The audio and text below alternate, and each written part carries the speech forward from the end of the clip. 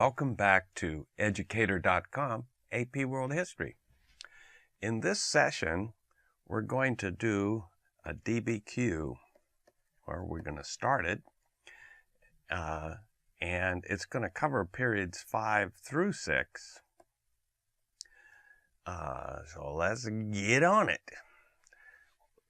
We're going to work with the DBQ, but you're going to need to get some materials so that we can do a DBQ together. So you need to make a copy of the 2003 AP World History document-based question. And you can find that link in the quick notes. Also, I've got a grid chart that I'd like you to download and look at and maybe even use. But we'll talk about that in a minute. But I would like it if you would copy the grid. You'll also find it in the quick notes. Now, I'm hesitating about that because you may want to make your own grid, because when you get to the exam, you're not going to be handed a piece of paper with a grid on it.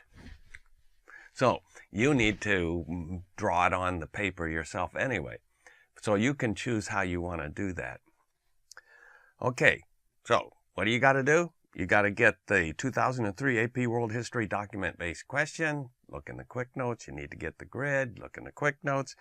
Now you need to pause the video until you've got that accomplished and then restart it, okay?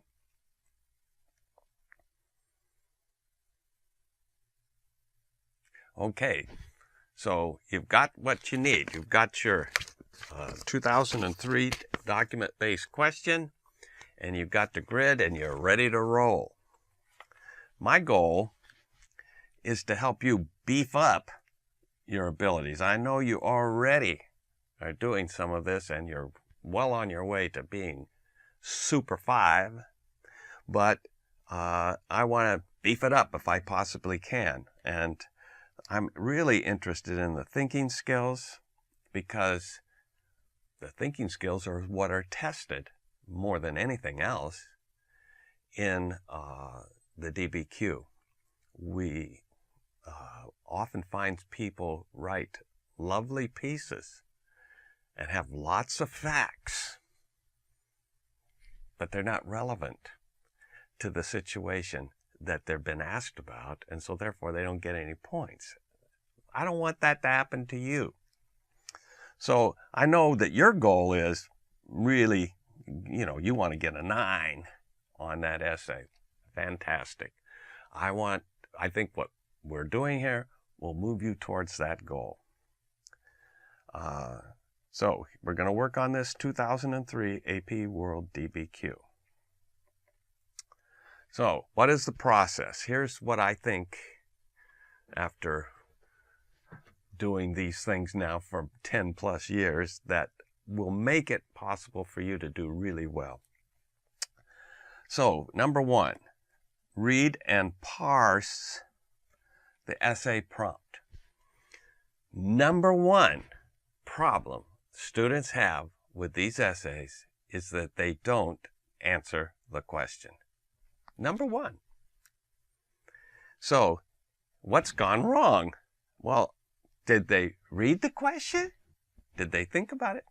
Probably read it and thought they knew what that was being asked and went on and took off and did something. We don't want to do that. Here's what you do. You think about it, you write down a lot of stuff, you organize it, and then you write. The tendency is to say, oh, I haven't got much time. Start writing right away. To do that, you miss points. So first, we're going to parse that essay prompt. What is it asking me? Secondly, we're going to look at that historical background that they give you. They don't put it there for nothing. It's important for you to capture what is said there and put it into your essay.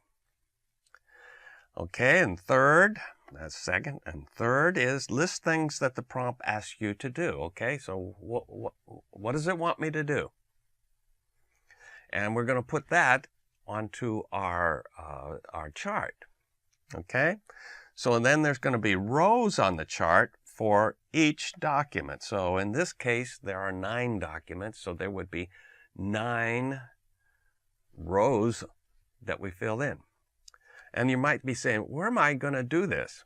Well, you probably can't do it on the first page, but maybe if when you turn that page over, it's completely blank and page 1 is here, you could use this page for it. But you can also see there's plenty of room here and there's plenty of room here. You can be writing in all these areas. You can't write for 10 minutes at all in your answer booklet, the pink writing sheet. You can't do that, but you can write in here. All right. We're going to make some additional columns. We made columns for what the question is asking us, and we make additional columns for POV and additional document. And you'll see, I'll outline that for you. Okay? Now, number 6 is really important.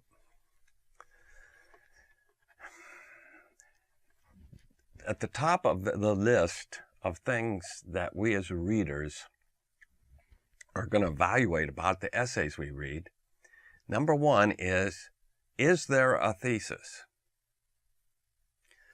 And I'd say between about 80 to 85% of the time, there is not. So getting that thesis would be a really important thing to do, and it must be very difficult. Okay? So if you're not doing it right now, you're in with a large group of people. So we're gonna do what we can to move you into, he's got a thesis. She knew what she was doing. All right? So how do you do that? I think as a discovery, these groups of documents that you will be given point in a direction. They didn't just randomly pull some stuff together. They pulled stuff together that should lead you in a direction. There might be a couple of directions that it could lead you, but it certainly leads you in at least one direction. And if you pick that up, you have your thesis. All right? And then there's this thing called grouping. How can you see these working together in some ways? Documents 1 and 7 and 8 may be about this particular aspect or this particular way of looking at things. So they want you to be able to see that. This is thinking skill, the way you can see things that are tied together. And we have to do that. Okay? So